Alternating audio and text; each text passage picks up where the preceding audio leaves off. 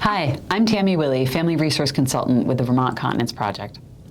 And I'm Chaya Lichtig, Director and Occupational Therapy Consultant with the Vermont Continence Project.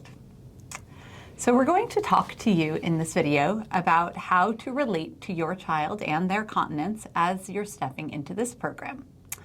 For example, hey Tammy, why did the chicken cross the road? I don't know, why, Chaya? Because the rooster farted. Good one, good one, Chaya. Okay, I've got one. And why did Tigger stick his head in the toilet? Why? He was looking for poo. Oh, that's a good one. Yeah, but in all seriousness, maybe you've been asking yourself, why is this toileting thing taking so long? That is a question we get a lot. You're not alone. We find that parents and even well-meaning, well-informed providers are often missing some key piece of information about a child's health, development, or learning needs that's made it hard for them to really get toileting.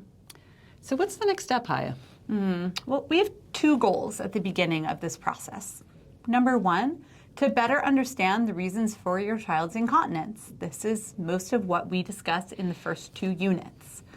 Goal number 2 is to create new positive associations with toileting.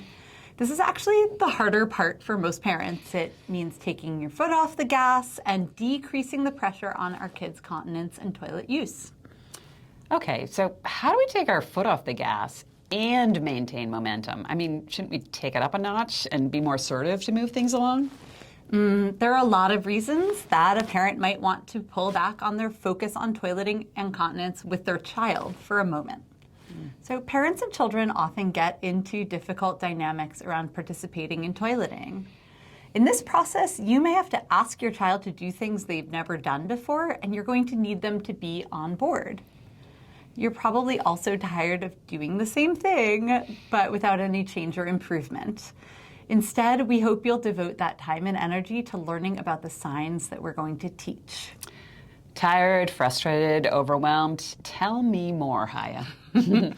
We recommend a positive approach that decreases the pressure for everyone involved. We suggest that you step back on direct prompting in terms of sitting on and using the toilet, also hygiene and dressing. Help your child more and decrease asking them to sit on the toilet. Decrease expectations of them being dry and clean. This means let their natural patterns emerge, at least for a few days while you gather data. So it sounds like you're suggesting that parents build their toolbox? Yes. In the coming videos, we're going to give you a lot of information that will help you have a clearer picture of your child's skills and needs related to continence. We're going to focus heavily on health questions because almost all people referred to the Continence Project have a health concern that affects their continence.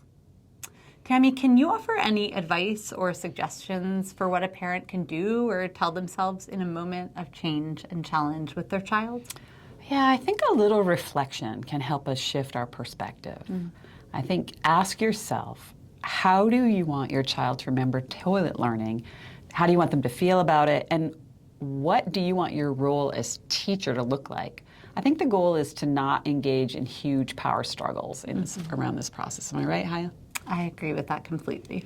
So Chaya, ready for another poop joke? No, they stink. Yes, that was perfect. Thank you so much for taking the time to watch this video. The information contained in this video is for informational purposes only. It is not a substitute for professional health or medical advice, diagnosis, or treatment. Always seek the advice of your physician or other qualified healthcare professional.